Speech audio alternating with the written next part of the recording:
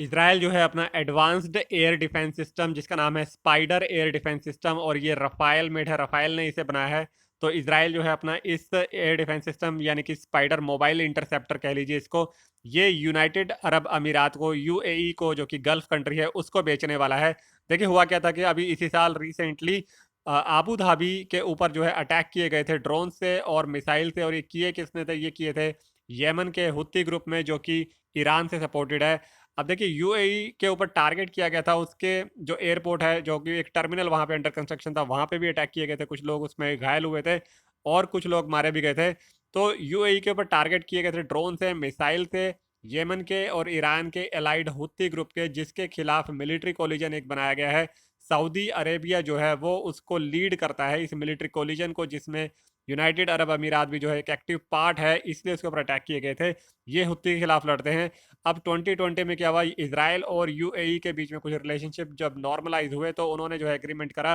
कि इसराइल जो है उसको सपोर्ट करेगा और अपना ये एयर डिफेंस सिस्टम उसे देगा, ताकि वो अपनी एक जो उसकी रेपुटेशन है, एक अच्छा बिजनेस उस वहाँ पे एक अच्छा होता है यूएई के अंदर, जिसमें दुबई भी है और आबू धाबी भी है, उसको जो है ख़राब करने की कोशिश की गई थी हुत्ती ग्रुप के द्वारा। अब देखिए ये जो डील है, इसको काफ़ी सारे जो अरब के स्टेट्स हैं वो इसके फेवर में नहीं थे, इसको सपोर्ट नहीं कर रहे थे, क्योंकि बहुत सारे अरब स्टेट जो हैं, अरब कंट्रीज जो हैं, उनके रिलेशनशिप इसराइल के साथ अच्छे नहीं हैं काफ़ी टाइम से। और देखिए अब काफ़ी एफर्ट्स लगाने के बाद फाइनली जो है अब यूएई ये एयर डिफेंस सिस्टम इसराइल से लेने वाला है, और इनफैक्ट काफ़ी एयर डिफेंस सिस्टम दे भी चुका होगा इसराइल, और ये बिल्कुल अभी क्लियर नहीं है कितने इंटरसेप्टर जो है इसराइल देने वाला है। अब ये जो इंटरसेप्टर होते हैं, ये व्हीकल जो मूवेबल व्हीकल्स होते हैं, मूविंग व्हीकल्स होते हैं, जैसे ट्रक्स हो गए, उसके ऊपर फिट कर दिए जाते हैं। उसके बाद इसको कहीं भी पोर्ट किया जा सकता है, पोर्टेबिलिटी इसकी है, कहीं भी ले जाया जा सकता है, और ये शॉर्ट रेंज से लेकर लॉन्ग रेंज तक जो थ्रेट्स हैं उनको ईजिली आइडेंटिफाई कर सकता है। देखिए ऐसा नहीं है कि एयर डिफेंस सिस्टम यूएई के पास है नहीं, अभी भी जो काफ़ी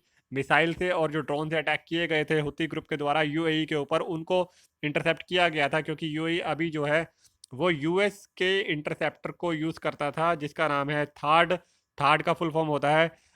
terminal high altitude air defence और पैट्रियोट इंटरसेप्टर, उसको वो यूज़ कर रहा था। लेकिन इसमें दिक्कत ये है कि ये हाई एल्टीट्यूड की जो मिसाइल्स या ड्रोन्स आते थे उसको ही इंटरसेप्ट कर पाता था, लेकिन अभी जो इसराइल का ये जो स्पाइडर एयर डिफेंस सिस्टम है, ये लो एल्टीट्यूड से भी अगर कोई मिसाइल आती है, कोई कोई या ड्रोन आता है, उसको इजीली ये जो है आइडेंटिफाई कर लेगा, क्रूज मिसाइल को भी ये आराम से पकड़ लेगा। और अगर हेलीकॉप्टर से भी कोई निशाना बनाने की कोशिश की जाती है, कोई अटैक करने की कोशिश की जाती है यूनाइटेड अरब अमीरात के ऊपर, तो उसको भी ये एयर डिफेंस जो है, ये इजीली ये सिस्टम उसको पकड़ लेगा, उसको आइडेंटिफाई कर लेगा और उसको हवा में ही जो है उसे निस्ते नाबूद कर देगा। तो एफर्ट ये है कि यूएई जो है, जो उसकी रेपुटेशन है वर्ल्ड वाइड, वहाँ बिजनेस अच्छा खासा होता है, क्योंकि एक सेफ हेवन कंट्री उसको माना जाता है, उसको डिस्टर्ब ना किया जाए और उसको बरकरार रखते हुए अपने एयर डिफेंस सिस्टम को रोबस्ट बनाने की कोशिश यहाँ पे की गई है यूएई के द्वारा।